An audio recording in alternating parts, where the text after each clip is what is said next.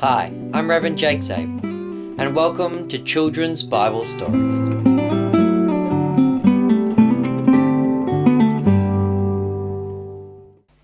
Okay, children, on today's story we're going to be doing the story of the 10 Spies.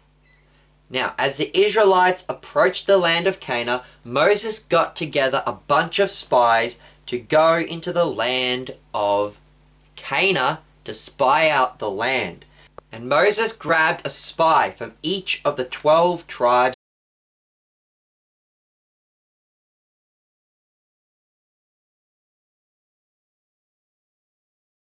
Now you may have noticed something very interesting about what I just said there. I called this story the story of the 10 spies, but then I said that Moses got a spy from each of the 12 tribes. So wouldn't that mean there's 12 spies? Yes, children, there are 12 spies. The reason this story is often called the story of the 10 spies is because 10 of the spies were very naughty. So, God had instructed Moses to send the spies into the land of Canaan to check out the land before God sent the Israelites into the land to take the land from the Canaanites. And so Moses sent 12 spies into the land of Canaan to spy out the land. And they all went around and they checked out the land. And what happened is, as they came back, 2 of the spies were very faithful. They were Caleb and a man named Hoshea, who Moses would later rename Joshua. And so Caleb and Joshua, they trusted in the power of God to save them. They went to the land of Canaan and they noticed that the Canaanites were pagans and they worshipped false gods. And so Caleb and Joshua said, these people don't trust in the one true God, therefore they will be destroyed. Whereas we trust in the one true God and God will protect us. So Joshua and Caleb were trusting in God for protection. But as for the 10 spies, they didn't believe in the power of God to save them. They were trusting in their own strength, and when they looked at the strength of the people in Canaan, they were scared. Because the people of Israel, they weren't very big, strong fighters. But the people in Canaan, they were big, strong fighters. And they were all scared. They're like, oh, they're going to get us. They're so huge. We're like grasshoppers compared to them. They're giant. Oh, they're going to hurt us. Oh, they'll kill every one of us. And so the 10 spies said, we shouldn't go into Canaan because they will kill us.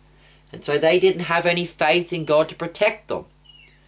And so, because of that, God punished the people of Israel and said, well, if you won't go into the land of Canaan and take it, if you won't trust in God to go and take the land when God said, I'll protect you, God said you can't have the land.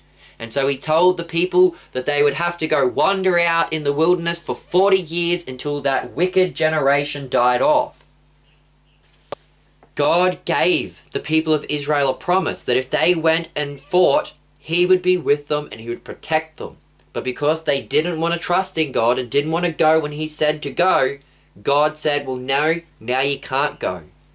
But you know what happened next, children? Did the people of Israel faithfully listen to God and go and wander in the wilderness for 40 years obediently? No, they didn't. What happened is they got all their soldiers together. And they said, oh, well, we'll go and we'll fight and we'll take the land, God. Please don't take away the land from us. Please don't make us go wander out in the wilderness. We will go and we'll fight. But God warned the people of Israel. He said, I offered you the land and you wouldn't go when I said to go and take it. Now you're not allowed to go and have it.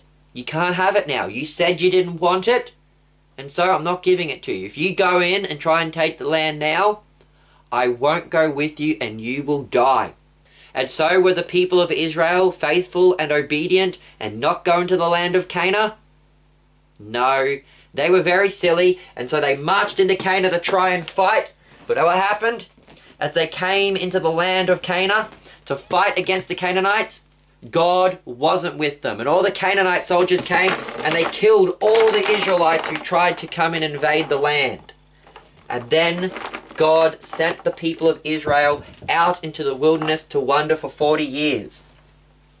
And everybody of that wicked generation was going to die in the wilderness, except for two people, Caleb and Joshua. They weren't going to be killed because they had trusted in God. They had believed in God and they wanted to go and take the land when God said that they could go and take it.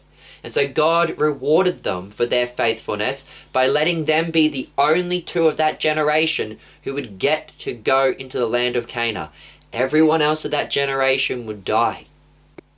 So children, there is a moral to this story.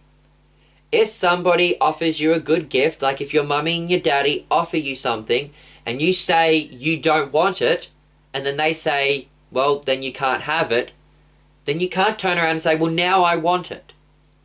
Because they offered it to you, and you turned down the offer when it was offered. Now you can't have it.